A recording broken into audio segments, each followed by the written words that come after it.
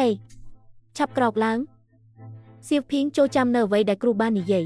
គណិតវិទ្យាវាតកតងនឹងការអភិវឌ្ឍនៃវិស័យបច្ចេកវិទ្យាទំនើបជាច្រើនត្រូវតែខ្លាំងខាងគណិតវិទ្យាវិទ្យាសាស្ត្រនិងបច្ចេកវិទ្យាមានតែពេលនោះទេទើបយើងមិនខ្លាចជាចំណាប់ខ្មាំងរបស់អ្នកដទៃមានតែតាមវិធីនេះទេទើបតម្លៃពិតនៃគណិតវិទ្យាអាចដឹងបានប៉ុន្តែកុំបញ្ចប់ដូចសិស្សច្បងរបស់អ្នកអីខីខេង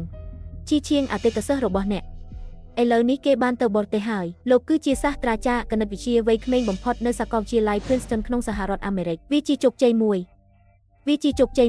លោកគ្រូទទួលបានជោគជ័យវាជាអ្នកការស្មានអំពី Tape Observate មុនដែលមានមូលដ្ឋានលើបន្ទះឈីបត្រូវបានបញ្ចប់វាពិតជាធ្វើរួចមែនអ្នកណាជាម្ចាស់គាត់វានឹងស្មើនឹងការក្លាយជាប្រទេសទាំងមូល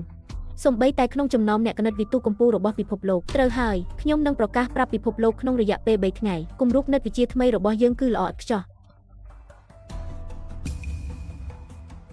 សួស្តីអ្នកទាំងអស់គ្នាការស្រាវជ្រាវគណិតវិទ្យាបច្ចុប្បន្នរបស់ខ្ញុំវាគឺជាការស្មានអំពីគម្រោងគណិតវិទ្យានៃបន្ទះឈីបខ្ញុំបានរាយការណ៍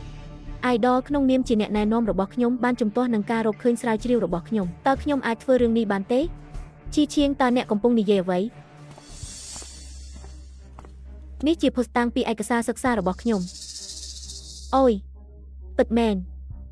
ខ្ញុំពិតជាគ្មានកម្លាំងតតែសោះ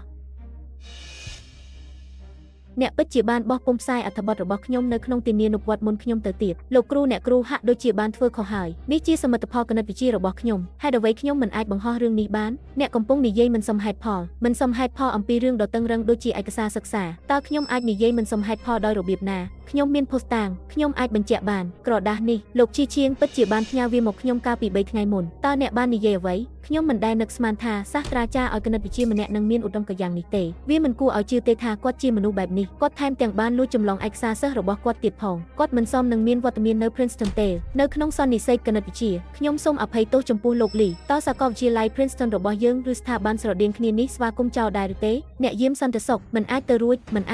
អ្នកកំពុងដាក់សុំខ្ញុំខីខៀងអនុញ្ញាតឲ្យខ្ញុំទៅខីខៀងទៅកម្ពុជាទាំង7គឺជាលទ្ធផលនៃការស្រាវជ្រាវរបស់ខ្ញុំនោះគឺជាលទ្ធផលស្រាវជ្រាវរបស់ខ្ញុំ